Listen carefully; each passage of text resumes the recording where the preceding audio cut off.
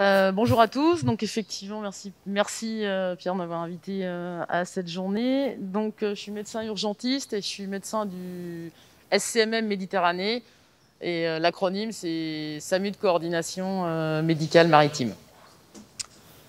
C'est bon?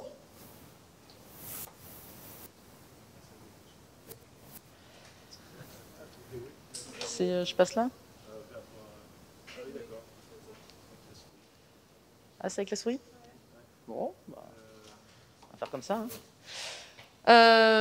Donc, alors, la présentation, ça pourrait durer 2 minutes avec cette diapo où la base, c'est que toute survenue d'un incident et ou d'un accident au cours d'une plongée doit impliquer un avis médical par appel au CROSS.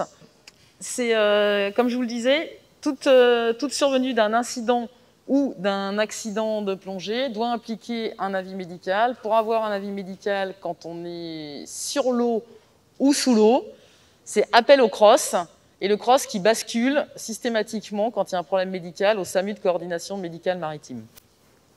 Et donc il y a une conférence à 3 entre l'appelant et le médecin régulateur du SAMU de coordination médicale maritime.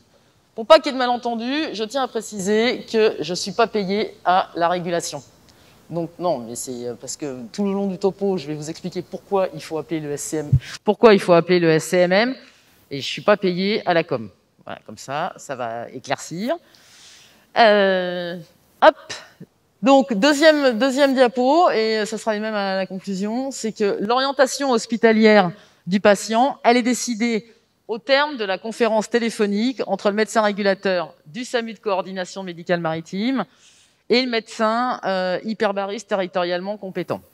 Donc voilà, donc là je pourrais vous dire au revoir, on va manger, terminé. C'est les 2 messages forts à partir. Bon, maintenant je vais un peu détailler. Tout d'abord, comme le disait Pierre, il y a l'instruction du 31 mai 2021. Elle a mis 10 ans à sortir, mais elle est née, elle est sortie. Cette instruction, donc, qui est une instruction ministérielle du secrétariat général de la mer, et qui est en lien, qui explique donc, qui est relative au traitement des accidents de plongée subaquatique. En fait, si vous voulez, pour vous faire un petit rappel, en 2011, il y a eu l'instruction interministérielle sur l'aide médicale en mer. Et dans cette instruction était écrit, donc août 2011, était écrit qu'une... C'est vraiment pénible l'écho, hein, ça vous dérange pas? Vous avez pris l'habitude, ok. Et donc il était écrit dans cette instruction qu'une instruction allait venir très rapidement sur le traitement des accidents de plongée. Pour de multiples raisons, ça a pris 10 ans, enfin ça y est, elle est née. Donc globalement, cette instruction, elle n'a pas révolutionné depuis le 31 mai 2021, ce qui est quand même assez récent, la prise en charge des accidents de plongée, que ce soit air ou des apnéistes. Mais par contre, elle a le mérite d'être... Il y a un cadre, c'est écrit, et elle doit être diffusée large à nu pour que tout le monde soit au courant. Donc vous voyez que le champ d'application de cette instruction, hein, ça concerne la plongée subaquatique en mer, à l'air, à l'oxygène ou aux autres mélanges, la plongée libre en mer ou en apnée, et également la chasse sous-marine. Donc elle cadre, c'est le champ d'application et les objectifs de cette instruction. Alors maintenant, je vais vous expliquer un petit peu qu'est-ce qui se passe quand il y a un problème en mer. Donc déjà, ça paraît la base, mais faut quand même le dire. Donc la prise en charge d'un accident subaquatique, ça commence en mer et ça se termine à terre. Et ça ne doit pas se terminer n'importe où à terre pour éviter les errances. Et donc ça pose sur 3 piliers: le CROSS, qui est le Centre régional opérationnel de surveillance et de sauvetage, le SCMM, qui est le SAMU de coordination médicale maritime, et le caisson. Donc le CROSS, donc ça c'est une photo du CROSSMED.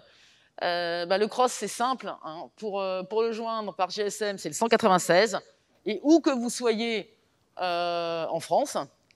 Et ça, c'est à portée de GSM. Et sinon, vous avez tous la VHF marine, canal 16. Et le canal 16 est veillé en permanence H24 par le CROSS. Ça, c'est le premier acteur. Donc, le SCMM, donc SAMU Coordination Médicale Maritime, si on voulait faire court et simple, on dirait que c'est le SAMU de la mer. Donc, c'est une unité fonctionnelle du SAMU. Et comme je vous le disais, c'est un des 3 piliers du traitement des accidents aquatiques et subaquatiques. Donc, eux aussi, les SAMU de coordination médicale maritime sont désignés par une instruction du ministère de la Santé. Il y a également des SMUR maritimes qui sont rattachés au SAMU de coordination maritime. Et la zone de compétence du SAMU de coordination médicale maritime correspond à celle du CROSS. Là, on est en Méditerranée. La zone de compétence du SCMM Méditerranée, qui est donc basée au SAMU 83 à Toulon, dont je suis responsable, ça prend en charge de Menton à Perpignan. Ça gère aussi la Corse, sauf pour les accidents de plongée. Les Corses se gèrent entre eux, pour faire simple. On ne va pas rentrer dans le débat. Les SAMU de coordination médicale maritime en France, donc il y en a 4 en métropole. Il y en a un au Havre, un à Brest, un à Bayonne et un à Toulon. Et il y en a 2 dans les territoires ultramarins, un à Saint-Denis de la Réunion et un à Fort-de-France. Donc ça, c'est les équipements qu'on a au SMUR maritime à Toulon. Et là, à gauche, c'est la salle de régulation du SAMU 83. Donc ça, c'est tout le territoire dont on a la responsabilité. Donc vous voyez, c'est quand même assez large. Par contre, donc, au niveau de la Corse, et ça c'est bien spécifié aussi dans l'instruction, donc tout ce qui est accident de plongée est géré par les Corses eux-mêmes, donc par le SAMU 2A et le caisson qui est à Ajaccio. Par contre, tout ce qui est autre qu'accident de plongée est géré par le SAMU de coordination maritime. Donc, je vous disais qu'il y avait des SAMU de coordination médicale maritime, il y a également des SMUR maritimes, vous voyez, qui sont répartis un peu partout sur le territoire, la Méditerranée étant le plus pauvre. Je vous laisse lire. Donc, Manche-Mer du Nord, Boulogne, Le Havre, Granville, Manche-Ouest, Brest, l'Atlantique, Vannes, La Rochelle, Bayonne. En Méditerranée, il y en a un à Toulon. Et dans les Antilles, Guyane, il y a Fort-de-France et Cayenne. Et dans l'océan Indien, il y a un SMUR maritime à Saint-Denis de la Réunion et également à Mamoudzou, à Mayotte. Alors, le SAMU de coordination médicale maritime, ses missions, c'est pas que s'occuper de plongée. Donc, je vous fais juste un petit rappel. Donc, les missions du SAMU de coordination médicale maritime, c'est assurer la coordination médicale des évamètres, donc des évacuations médicalisées, et également des évacuations sanitaires. Par ailleurs, ce sont des évacuations qui sont non médicalisées, en lien avec le CROSS. Et après, régulation, ça c'est pour tout ce qui est autre accident de plongée, tous les problèmes qu'on peut avoir en mer, les accidents, les problèmes médicaux. Et le SAMU de coordination médicale maritime, son rôle, c'est aussi de déclencher les ressources d'intervention médicale. Quand c'est une intervention médicale, c'est un SMUR maritime qui est envoyé sur l'eau, soit qui est treuillé, soit qui est amené par voie nautique. Et ensuite, son rôle, c'est de mener à bien le patient après vers la structure médicale adaptée. Donc vous voyez également, c'est ce que j'ai mis sur cette diapo, c'est les vecteurs dont le CROSS, si vous voulez, n'a pas de vecteur à lui propre. Mais par contre, il peut utiliser tous les vecteurs, que ce soit les pompiers, les douanes, l'armée de l'air, la marine, également les vecteurs privés. Donc là, c'est une photo, c'est l'ancien... sur la droite, l'hélicoptère qu'on avait, le Dauphin, parce qu'on travaille pour le secours en mer avec la 35e flottille qui est basée à la base aéronavale de Hyères. Donc il y a également la SNSM. Et puis là, j'ai mis une photo du la vedette commandant Croisé, qui est à Nice, qui fait également pas mal d'interventions. Donc les missions du SAMU de coordination médicale maritime, c'est préparer l'accueil à terre. Donc ça veut dire le débarquement et l'accueil hospitalier. Pour qu'un patient soit bien pris en charge, il faut que le service d'accueil où il va soit prévenu. Et c'est organiser donc cet accueil vers l'établissement de soins adaptés. Ça veut dire par exemple, des fois, puisqu'on est dans le domaine de la plongée, il y a des caissons qui peuvent être en maintenance. Ça, nous, on a les informations, et dans ces cas-là, si le caisson de Toulon est en maintenance de 3 jours, on doit l'orienter sur un autre caisson. Ça, c'est notre job. Maintenant, donc, revenons à la plongée. Les missions du SAMU de coordination médicale maritime, là, par contre, c'est assurer la régulation médicale initiale et l'orientation des accidents de plongée dans sa zone de compétence, donc qui correspond, comme je vous l'ai dit, au CROSS auquel il est rattaché. Donc, ça veut dire qu'il y a une boucle courte entre le support plongée, le support plongée appelle le CROSS, il y a une boucle courte entre le support plongé, le CROSS et le SCMM. Sachez que même si vous appelez par VHF, le CROSS, on peut faire une régulation, c'est-à-dire que nous, au SAMU, on peut faire une régulation par VHF. Il n'y a pas que par téléphone. Je vous avoue que c'est quand même plus simple quand vous appelez par GSM, mais parce que par VHF, il y a un temps de retard, il y a un peu un écho là, comme il y a en ce moment, mais c'est tout à fait possible. Alors, le SMM, c'est quoi? C'est l'interlocuteur médical du CROSS. C'est donc un régulateur aquatique et subaquatique. C'est aussi le gardien du temps, parce que vous verrez, ce qui est essentiel, c'est acheminer les gens le plus vite possible au bon endroit, avec le vecteur adapté. Et c'est aussi le garant de la fluidité mer-terre, parce que la gestion de l'interface est parfois pas simple. Donc, le SAMU de coordination médicale maritime, sa plus-value, c'est que vous avez une expertise médicale lors de la régulation, qui, entre autres, va pouvoir s'assurer qu'il y a bien une confirmation de l'oxygénothérapie. Ça paraît la base, mais je peux vous assurer que pour les accidents de plongée, alors, et surtout les accidents de désaturation, le 15 litres d'oxygène, c'est pas évident pour tout le monde. Ce d'autant que quand les patients, en fait, sont pris en charge par des vecteurs non médicalisés, que ce soit des ambulances de pompiers ou des ambulances des transporteurs sanitaires privés, certains sont encore « il a une bonne SAD, donc je ne mets pas d'oxygène ». Voilà, ça, c'est quand même un classique. Oui, vous ouvrez les yeux comme ça, mais je peux vous assurer que c'est un grand classique. Donc justement, nous, en régulation, on martèle qu'il ne faut pas qu'il y ait de rupture d'oxygénothérapie. Et sachez aussi que quand vous rentrez donc dans cette boucle de régulation au cours des accidents de plongée, systématiquement, il y a un avis qui est pris pour l'orientation avec le médecin du caisson territorialement compétent. En l'occurrence, dans le Var, on appelle Sainte-Anne. À Perpignan, tout ce qui est dans le 66, on appelle le caisson de la clinique Saint-Pierre à Perpignan. Si c'est dans le 13, on appelle Marseille. Et à Nice, on appelle Pasteur. Donc les décisions d'orientation ne sont pas prises de notre propre chef. C'est toujours des décisions qui sont prises en commun accord avec les hyperbaristes. Donc il y a des liens forts qui sont établis, des partenariats entre le CROSS, les services de médecine hyperbare continentaux, les SAMU terrestres du littoral. La DDCS, pour les moins jeunes, c'est Jeunesse et Sport. Maintenant, donc, ça s'appelle DDCS, et je crois que ça a encore changé en plus. Mais donc, Direction départementale de la cohésion sociale. La préfecture maritime. Donc, alors, bon, là, depuis 2 ans, le Covid nous pourrit un peu la vie, mais sinon, jusqu'à il y a 2 ans, on organisait tous les ans des rencontres avec les clubs de plongée, systématiquement avant saison, pour briefer un peu tout le monde, pour faire des rappels de gestes de secours. Donc, le SAMU de coordination médicale maritime, c'est si vous voulez, c'est le garant médical du CROSS. Quand il y a un problème, il nous contacte.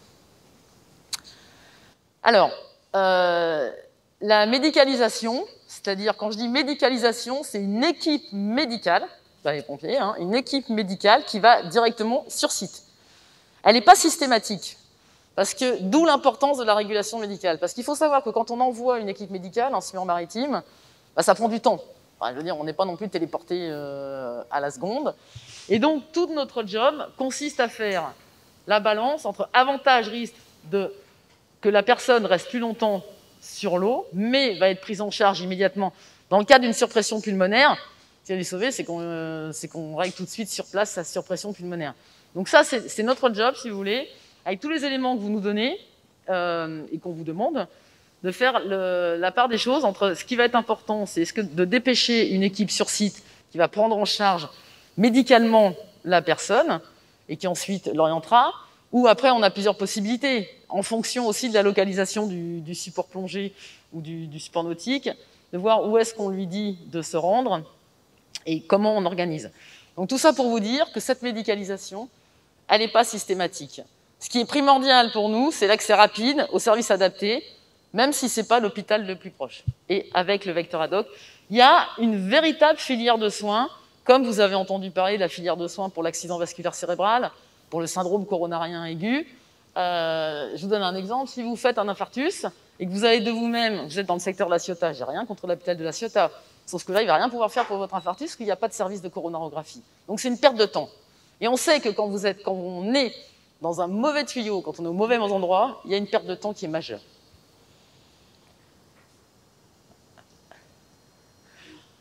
Donc, je prenais l'exemple effectivement de la surpression pulmonaire où il y a une gravité majeure, donc l'urgence c'est la réanimation sur place. Ça peut être le cas dans le cas de syncope, hypoxie grave, ou les accidents médicaux ou pathologies intercurrentes. Il faut savoir qu'on se rend compte, donc il y a les collègues du caisson ont donné les chiffres sur l'étiologie des pathologies, des accidents de plongée.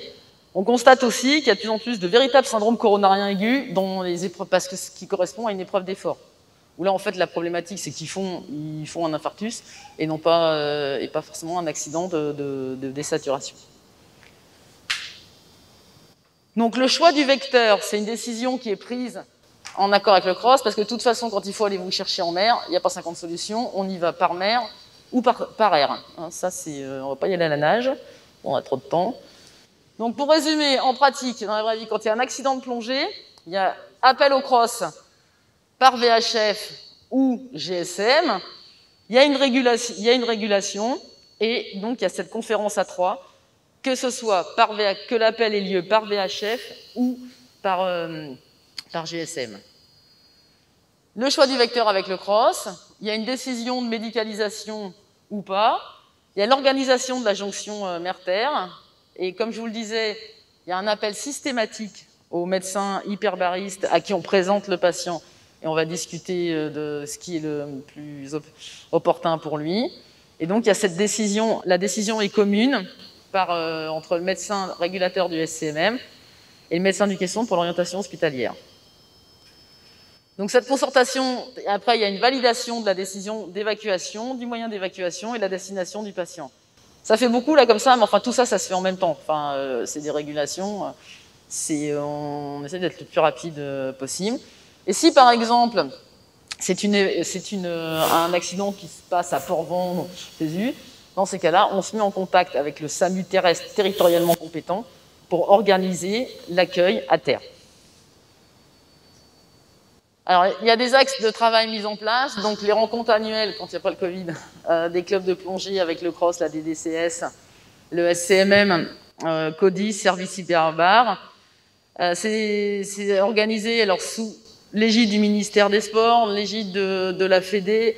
Il y a également la préfecture maritime qui a organisé des assises de plongée, des journées comme aujourd'hui. Alors, pour vous donner un peu une ordre d'idée de ce que ça représente comme activité, donc c'est les chiffres de 2019 parce que les chiffres de 2020 sont un peu perturbés. C'est pas les mêmes que ce qu'on a eu les autres années. Donc, globalement, par an, on a, c'était en 2019, parce que là, on a beaucoup augmenté à cause du Covid, on a 225 000 DRM, c'est dossiers de régulation médicale, au SAMU 83. Et il y en a 510 qui concernaient l'aide médicale en mer. Donc, tout ce qui est accident de ski nautique, de jet ski, infarctus sur le bateau, tous les problèmes autres que l'accident de plongée. Et il y a 160 dossiers de régulation médicaux qui concernent les accidents de plongée. Et sur ces 160, il y en a 15. Que les choses soient claires, ces chiffres ne sont absolument pas exhaustifs. Parce qu'en fait, il y a plein d'accidents, on le sait, où les gens n'appellent pas. Et se rendent ou pas directement au caisson, ou au service d'urgence, ou vont voir leur pote ORL, ou vont voir leur pote médecin de fédé, etc. Donc c'est des chiffres, mais c'est juste pour vous donner un ordre de grandeur sur les statistiques qu'on a. Voilà un petit peu. Alors, globalement, toute cette prise en charge, enfin en tout cas cette cohésion entre le CROSS, le SCMM, le service de médecine hyperbar, la DDCS, ça fait un peu plus de 10 ans qu'on travaille vraiment beaucoup ensemble. On a pu voir une amélioration nette dans la prise en charge des accidents de plongée par une réduction des délais d'arrivée au caisson. Et également, il existe encore des couacs au niveau de l'oxygénothérapie, mais, vous pouvez me contredire, mais il y en a quand même de moins en moins. Il a fallu beaucoup travailler. Et surtout, ce qui est important pour nous, c'est la confirmation de la pertinence de cette filière de soins, le bon patient au bon endroit et qu'il soit attendu. Voilà, ça, c'est essentiel. Il y a une diminution très nette de l'errance du plongeur, du quai au caisson, en passant des heures au service d'accueil des urgences de proximité. Et on a obtenu également, à force de faire des rencontres, de voir les gens et d'expliquer, une adhésion des clubs de plongée. Alors, il y a une diapo que je mettais d'habitude. Bon, là, je l'ai levée, mais pour vous donner un ordre d'idée. En 2012, je rencontre le responsable du caisson de Nice. Bon, il avait 42 accidents de plongée par an, ok, très bien, au caisson. Et sur ces 42, il y en avait 9 qui étaient passés par la boucle classique, cross, appel au cross, régulation par le SCMM et orientation. Ces 9-là étaient arrivés au caisson en moins de 2 heures. Donc c'était plutôt pas mal. Les 33 autres, le délai d'arrivée au caisson était compris entre 10 heures et 10 jours. Voilà. Alors après, du coup, bon, là, il a les chiffres, il fait l'étude, donc on se rend compte, et puis on voit, mais bon, qu'est-ce qui se passe? On essaye de comprendre. On a rencontré les clubs du 06, on a rencontré... En fait, c'était très simple. Et ben, quand les bateaux, les supports plongés revenaient à quai, il y avait les VS, ils appelaient généralement le 18, le 112, les pompiers venaient, les prenaient, et généralement, l'accident de plongée, il n'a pas forcément un pouls, une tension ou une saturation en oxygène dramatique. Donc, c'est ce qu'on appelle un bilan blanc. Donc, il n'y avait pas de bilan qui était passé. Ils le mettaient dans leur ambulance et ils l'amenaient aux urgences les plus proches. En l'occurrence, l'hôpital d'Antibes, qui est un très bon hôpital, c'est pas le sujet, sauf qu'il n'y a pas de caisson. Et je peux vous dire que quand vous arrivez un 15 août et que vous n'avez pas de critères de détresse vitale, c'est pas vous qu'on va voir en premier aux urgences. Ça, c'est une réalité, puisque vous savez que quand vous arrivez aux urgences, vous êtes trié par votre gravité. Donc, après, c'est ce que j'appelle l'errance, et il faut des heures et des heures pour que le patient soit ensuite envoyé au bon endroit. Donc, les pistes d'amélioration, comme je vous le disais là, il faut que tous les acteurs de la chaîne s'approprient cette instruction du 31 mai 2021 qui y a un cadre qui explique comment ça se passe. Et donc, il y a une diffusion qui soit sans modération par tous les canaux possibles de l'existence et de la pertinence de cette filière, de la prise en charge aux plongeurs, que ce soit et également hors structure. Et on a aussi souvent un peu une problématique avec les clubs, ce que j'appelle terriens ou terrestres. C'est les gens de Paris, Lille, Lyon, etc., qui en fait louent juste le bateau, mais ne sont pas forcément au courant de toutes les procédures. Ils ne savent pas comment fonctionne le cross, ne connaissent pas l'existence du SCMM. Et là, on assiste à des errances et des choses qui sont tout à fait anormales. Donc, les vraies fausses bonnes idées. Appeler les secours en mer, ça sert à rien, je fonce à terre, je fais le 112, et comme ça, je serai à l'hôpital le plus proche rapidement avec un VSAV. Ça, c'est vraiment pas une bonne idée. Vraiment. C'est pas que... Autre attitude, médecin du caisson ou autre, donne mon 06 à mon ou mes amis plongeurs, en disant, si tu as un problème, tu m'appelles, on gère ça entre potes et entre plongeurs. Autre vraie fausse bonne idée en pratique, point de salut en dehors des mégapoles de mon référent. C'est-à-dire que le type qui vient... Alors, j'ai rien contre les gens de Paris, Lille, etc. Mais c'est que les types, ils sont en mer et ils appellent leur pote qui est médecin hyperbariste ou qui est référent ailleurs. Sauf que... Alors, il est loin de moi l'idée de remettre de quelque façon la compétence de ces gens-là. C'est pas le sujet. Sauf qu'ils sont hyper compétents dans leur domaine, bien évidemment, mais ils ne connaissent pas les façons de fonctionner. Et ça donne des cacophonies impressionnantes. Donc, pourquoi avoir le médecin du SAMU de coordination médicale maritime Méditerranée alors que je suis dans les Alpes-Maritimes, dans les Bouches-du-Rhône ou dans le 66? Comme je vous l'ai expliqué, c'est le SAMU qui coordonne les accidents subaquatiques sur toute la Méditerranée. Donc, d'autres questions, je vous l'ai expliqué, pourquoi il n'y a pas systématiquement un médecin pour prendre en charge un accident de plongée. Et aussi, une autre base, et ça, c'est un peu aussi écrit dans l'instruction, je suis à quai ou dans l'enceinte du club, plongeur à un malaise. Là, si vous appelez le cross, là, de fait, vous serez orienté tout de suite dans la filière accident de plongée, ce qui évitera une errance. Donc, je vous remets les 2 diapos du début, à savoir que toute survenue d'un accident ou d'un accident au cours d'une plongée doit impliquer un avis médical par appel au cross qui organisera la conférence médicale. Et l'orientation hospitalière du patient, donc comme je vous le disais initialement, elle est toujours décidée, bien évidemment, avec un médecin hyperbariste. Merci de votre attention.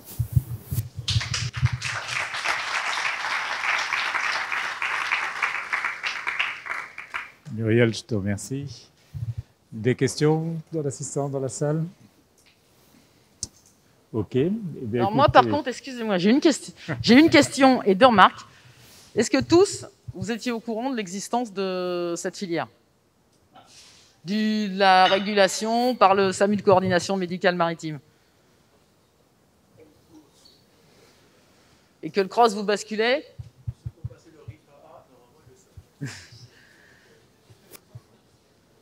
Alors, tous connaissent les numéros d'urgence, tous savent passer Oui, par non, le mais- cross. non, mais ce qu'il y a Après, derrière, qui est c'était au ce qu'il y a bout, derrière, ça, voilà. c'est aussi pour ça que tu es là aujourd'hui, Non, mais Muriel. voilà, c'était juste ça. Merci.